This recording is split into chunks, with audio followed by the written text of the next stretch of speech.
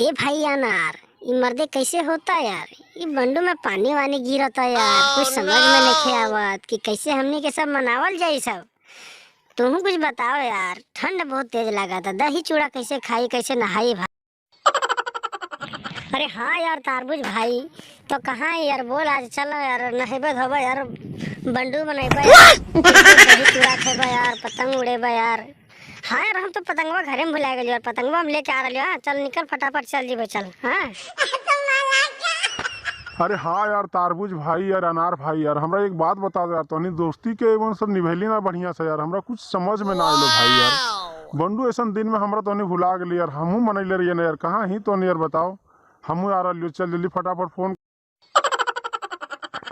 चलो अनार कहाँ है भाई, चलो फोन करो भाई, उसको फोन करो।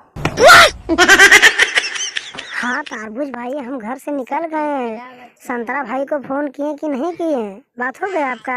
चलो मैं भी कॉल कर लेता एक बार। हाँ नो नो नो। हाँ तारबुज भाई बोलो।